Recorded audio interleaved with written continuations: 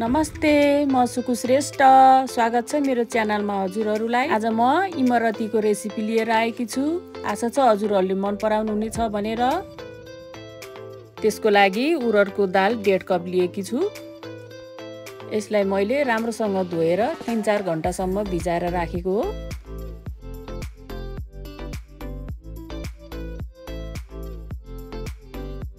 अब यसलाई मिक्सरमा पिसिदिने। मैले यो दाललाई पिसेर पनि रेडी गरे। हेर्नुस् त, यो दालको टेक्सचर यतिको हुनुपर्छ। अब म यसलाई एउटा भाँडामा राख्दै छु। अलिकति ओरेन्ज कलर राखिदिने, अलिकति येलो कलर पनि राखिदिने र यो दुवैलाई मिक्स गरिदिने। यो दुईटालाई मिक्स गरेपछि रेड कलर बन्छ।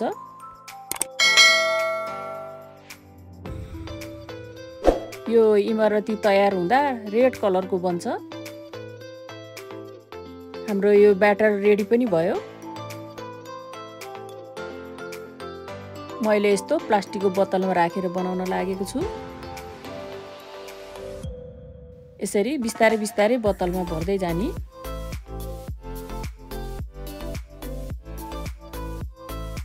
अब म चास्नी तयार गर्दै छु। यसको लागि एउटा प्यानमा 2 कप चिनी राख्ने। 2 कप चिनीमा 1.5 कप पानी राख्नु होला। अब ग्यास अन गर्ने। फ्लेभरको लागि 3-4 सुकमेल कुटेर राखिदिने। सानो चम्चाको 1 चम्चा लेमन जुस। यो लेमन जुस राख्नाले चाहिँ सिरपलाई जम्न दिँदैन।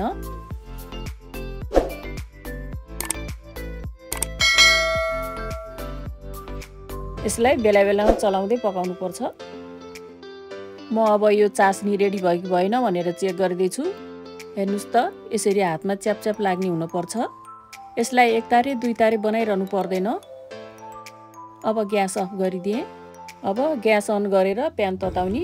इमरती बनाउनको लागि चाहिने मात्रामा तेल राखिदिने। तेल ठिक्कको तातिसकेपछि बनाउन सुरु गर्ने। यसरी बिस्तारै बनाउँदै जाने हो।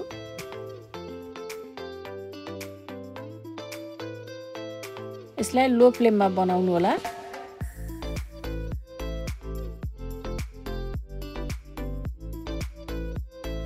दुवैतिरको साइडमा यसरी फर्काउँदै पकाउने।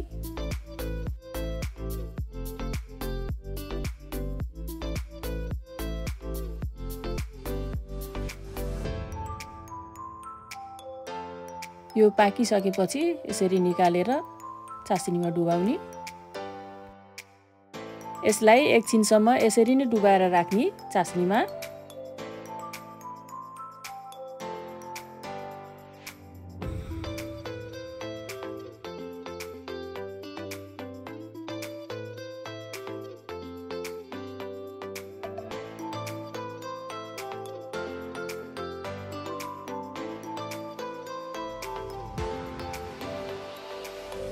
यो अघि चास्नीमा डुबाएर राखेको इमरतीलाई निकालिदिने।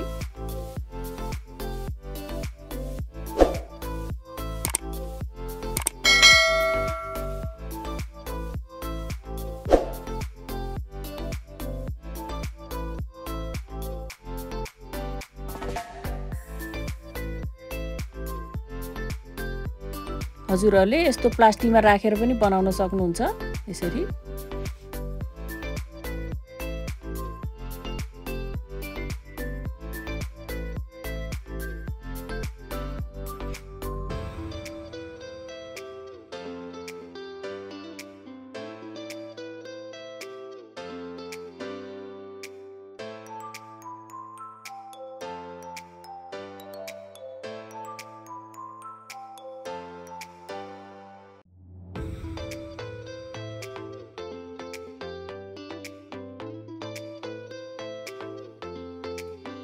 हेर्नुस् त, मैले सबै इमरती बनाएर पनि रेडी गरेँ।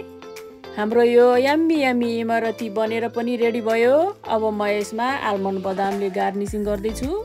हजुरहरू पनि यसरी नै आफ्नो घरमा इमरती बनाएर खानु होला। हजुरहरूलाई यो रेसिपी कस्तो लाग्यो होला?